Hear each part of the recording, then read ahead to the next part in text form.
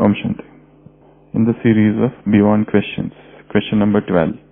Om Shanti. I have heard it from teachers that one should take bath after potty, toilet. Why? As long as one is constipated, no problem. The moment it is out, bathing sounds funny. None of the teachers have given any convincing answer. I feel it is like following one of the Bhakti Marg rituals. Just pour 2 mugs of water after potty. In what way you are getting cleaned and why head is not covered? Conveniently changing and understanding does not inspire to follow voluntarily. Can you please give explanation why it has to be followed as per Srimad? So the question is why one should take bath after toilet. That is the question. What is the answer? Is it something like Bhakti Marg ritual? Yes, Sagar Bhai. What is the answer for this? She is saying that probably this sister has come in Gyan very recently and she has been told by Brahma Kumaris sisters you have to do this. So her is a very logical and critical mind. Actually one should be like this. One should have a very logical, very critical mind so that you analyze the things rather than just accepting like that. And later on after 10 years you think why I am doing this. I also don't know. Okay, that is also one way, but this is another way of logical thinking, critical analysis of everything. Don't accept anything as it is given to you. Analyze it, work it out. So what is the answer? Why you should take bath? This answer can be given in different ways for medical reasons, some psychological reasons, and mental reasons, psychological reasons, and some reasons according to the religions, different religions. First, most important thing is medical.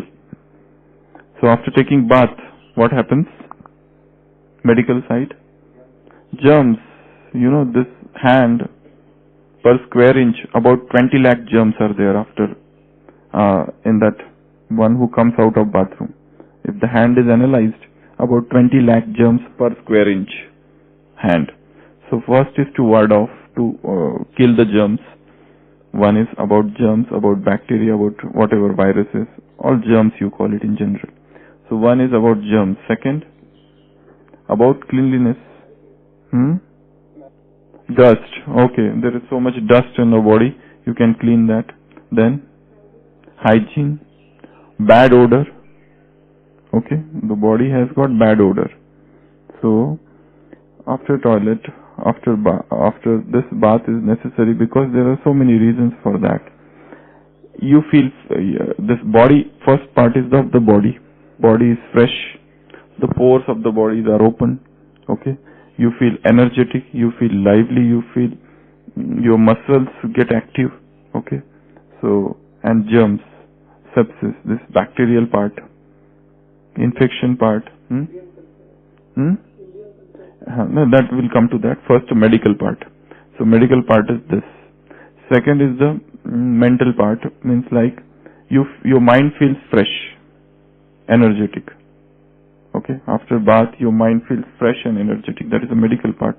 There is one more part to that. We can call it psychological. Just the thought that after taking bath, you feel fresh. Whether you feel fresh or not, whether the body is active or not, but it is a psychology that after doing this, you feel fresh. So that is a psychological part. All the laziness is driven off. All the sloth, you feel more energetic, active, and some dynamism comes in the body after. That is also psychological part. Third. Fourth part is the religious. This bathing is so much important in Indian cultures, in religions. Not only in Indian culture, but cultures all over the different world, different religion, Islamic traditions, and Christian traditions. If you study them, this has got such a great importance in India.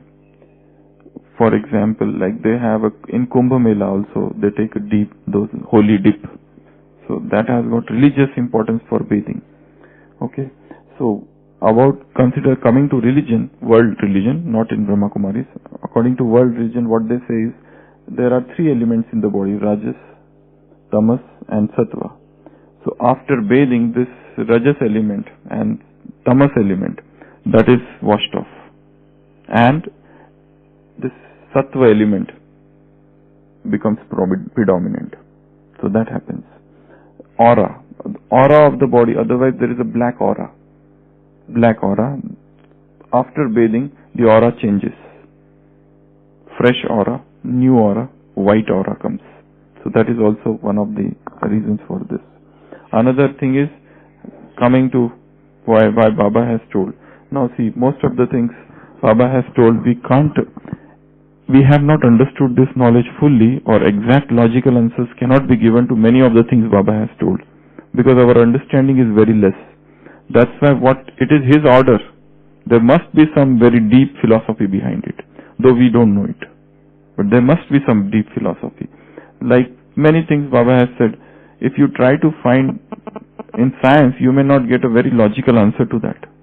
Probably science has yet not reached this part of the religion. It's very good saying in English that science has just scratched, man has just scratched the surface of science. Man has fully not understood science, and where the science ends, religion starts. Religion is a super science. So it's very difficult what things Baba is telling. It's not that always you can give logical answer to that. You can say this is a dictates of God. Just as for 5,000 years. It's very difficult to explain it. And for example, lust even. Nowadays so many things are there, but science still doesn't accept that. If you want a scientific answer for this, it's very difficult to say. Because even, for example, lust, Baba is saying it's the greatest enemy, it is the greatest corruption, it is the greatest thorn. You must give it up. But according to science, this is absolutely wrong. Celibacy is unnatural process. Many of the conclusions of the science, they are saying rather than to indulge in lust is good for health. That's the greatest, because of the suppression of that, so many diseases are arising. That is what science has concluded many places. So, most of the spiritual things, you can't just take the help of science for explanation. Who is saying this to you? It is not the question of just putting 2 mugs of water or like that. Even if you do that, it is the Shrimad, it is the order, it is the supreme ordinance that has come from the supreme authority.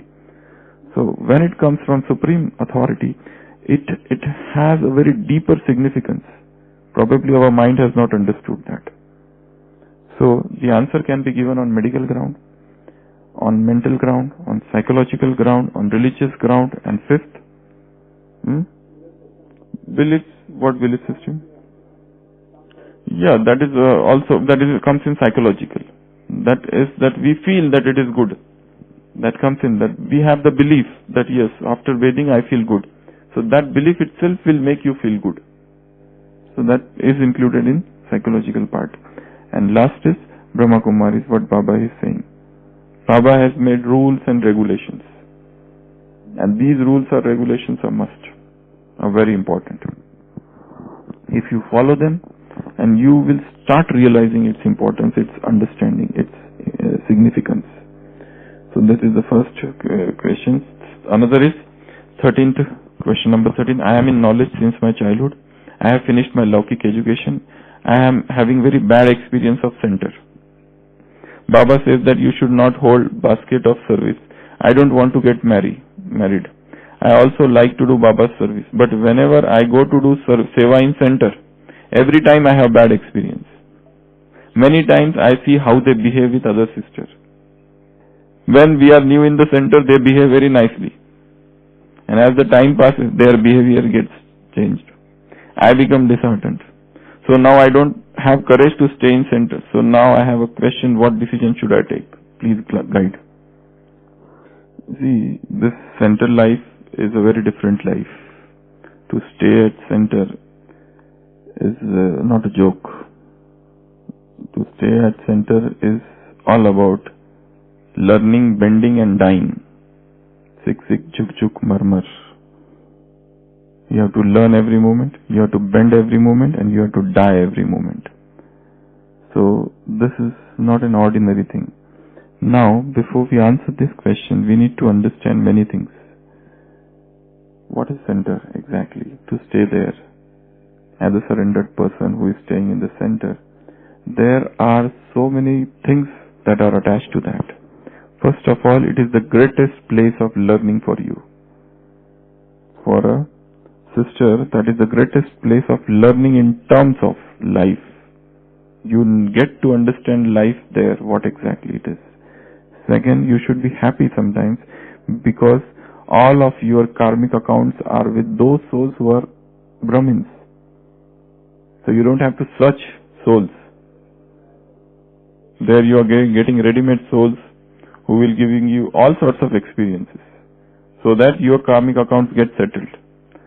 Another thing, that is the place where Baba has proposed, Baba has planned the greatest career for you in that atmosphere.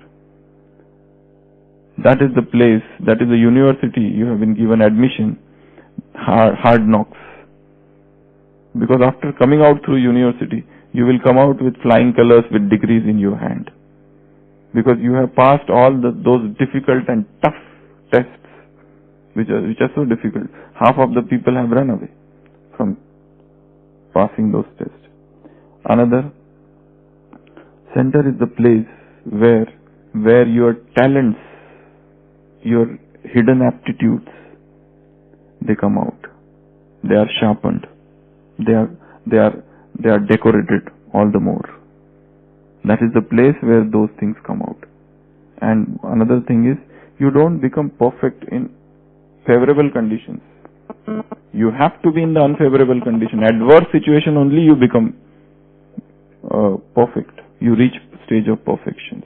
It's adverse situation that make you perfect. Another thing, staying at center itself gives you extra marks. It's a life of, it is the highest life that is possible on this earth. Staying in Madhuban or staying in center, to lead such a life is one of the highest form of lives. Because which place this is? This is yajna. To stay there, depending totally on the divine providence, is the greatest form of life that is possible. So her question is, there are many souls there who disturb you. Now what to do? This is, Oakley, a sort of. Oakley is that pestle. There are different types of pestles in this surrendered BK sister life. In one of the classes, I think I had discussed it somewhere outside. What is that Oakley? What is that pestle? Where this? So first is this Madhuvan is a Oakley. Second is center is a Oakley. The surrendered life is a Oakley. This public life is a Oakley. This is a public life is that pestle. Pestle and mortar. So we need to understand first of all that once you have entered this life, now don't think of any other option. That option as if never existed. When you have selected one, think that other never existed. Now go ahead in this only. One is this. Second, all these things will come. One should be prepared for at least the 7 different types of shocks you can call, or jerks you can call, or those thrashings you can call, beating you can call, or whatever. All those things will come to you. Mistrust, non-cooperation, insult, deception, opposition, criticism, everything will come. Allegations, false allegations. False allegations. People will say that you have done this, whilst you have not done it. However, you have to accept that. False allegations. False allegations are leveled against you. False allegation, mistrust. You are working for a long time. For 20 years, 10 years you are working, and one day I remember one brother had come to our place. He was staying somewhere. I don't know where. I don't remember. He said that I am staying somewhere from 15 years. And once I said that I want to go on leave for 10 days because somebody is sick. So my in charge told me, if you don't come back then, that was the question. So all things will come. Criticism will come, opposition will come, insult will come, mistrust will come, non-cooperation will come, false allegations would be leveled against you. All these things are quite common things. These are the things they will check you, test your vairag, test your surrendered level, test your spiritual caliber. Some of the obstructions will come from Laukik, some will come from body, some will come from administration, some will come from Madhuban, some will come from seniors, some will come from juniors, some will come from colleagues. Everybody is going to test you because they have determined that you have to become perfect. It is their determination to make you perfect. That's why they are doing that. They are conspiring for your perfection. How thankful you should be to them, because it is their pure desire that you should become perfect. So they don't want that you should miss anything. They don't want that you should be deprived of any insult. You should be insulted, because out of that insult, then only you will get to know how much Stitapragya yogi you have become. They are not going to praise you all the time because they think of you. They are deeply concerned about your perfection. It is their Shubha Bhavna. It is their deep, pure feeling and good wishes for you that they want you to become perfect anyhow. Though they themselves don't want to become perfect.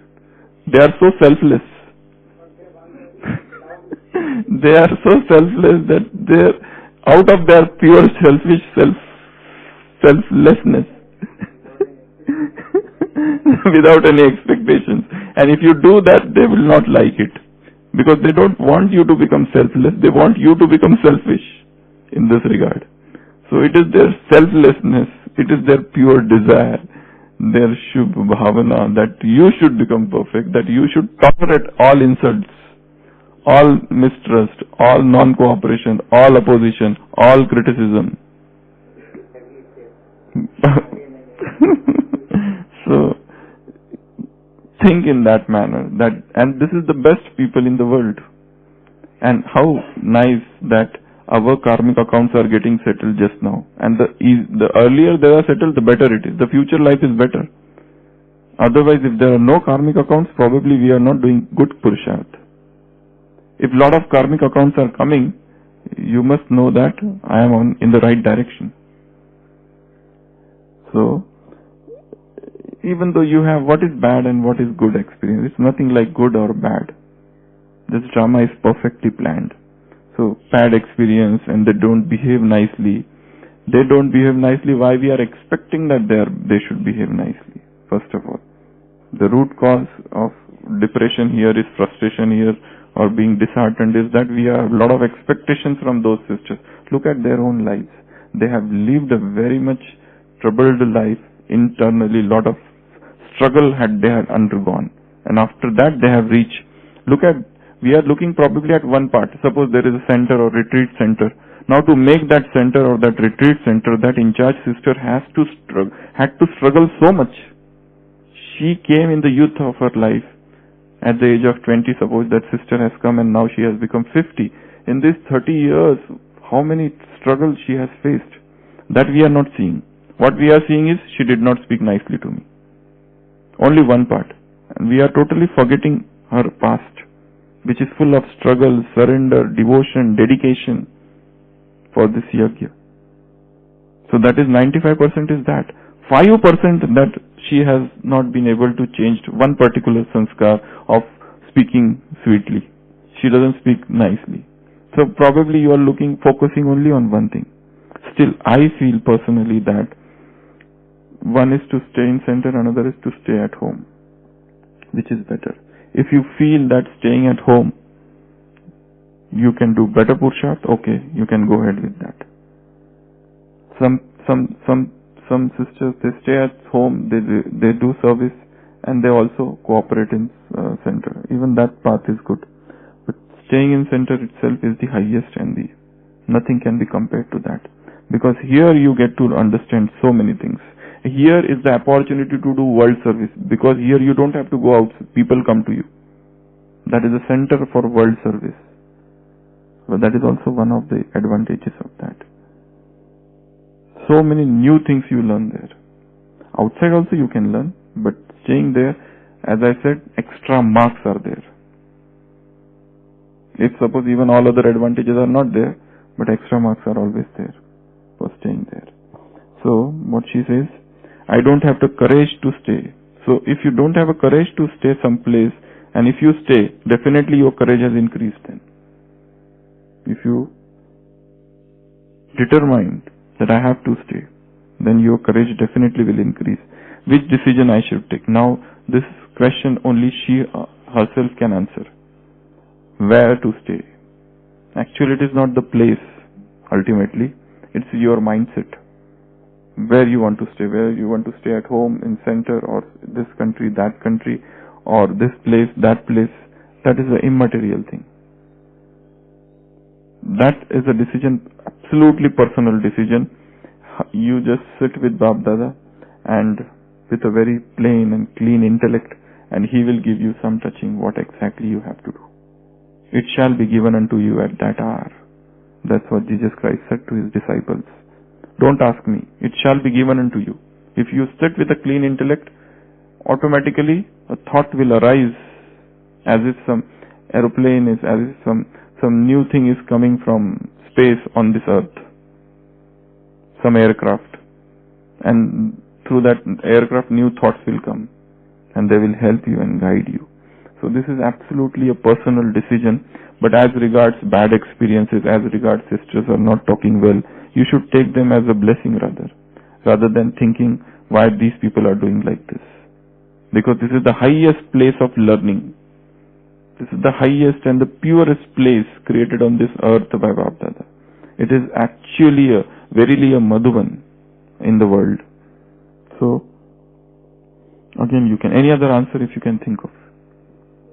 Yeah, because these are the different bad experiences. Actually, bad experiences help us more in life. You know, when you are happy, very much happy, overjoyed, you become extrovert. You start talking with people, enjoying this and that. And suppose you got some good mark or you got some award, how much extrovert you become. And suppose somebody insults you, you tend to become introvert. You become introvert. So just make use of that introversion, because introversion is so difficult to get otherwise. When you become sorrowful, make use of that sorrow, because that sorrow is so helpful. After a long time, sorrow has come. Just jump on that sorrow, ride on that sorrow and run. This is such a good opportunity that somebody has given you. You become introvert. You start thinking about yourself. So utilize that. Even this disheartened, this depression, utilize that depression to become introvert. Convert it into festival. So, these all experiences, who is getting all this? This is the same soul. This is the same soul, and these are the different layers. You have to accept all this. If suppose, this also shows in one way ego within. If suppose I am feeling bad because of somebody's thing, it means my ego is clashing with their ego. This is a sensitive, that is also showing a very sensitive nature. And in this path of knowledge, sensitive nature means death. You have to become inverted earthen pot. You have to become very hard, very strong. Without that, you can't continue on this path. Because there are thorns everywhere. This is forest of thorns, Baba has already said. And you say that nothing, only flowers should come to me. It's not possible. From morning till evening, people are sitting with thorns. You come and they will prick you. So, because the name of this game is Forest of Thorns. Battlefield it is. And you expect that nobody should come and fight you. How it is possible? It is battlefield. It is hell. So all these things are going to happen. So, think deeply, churn on all the things what has happened in life, and then decide. You yourself decide where you have to stay, here or there.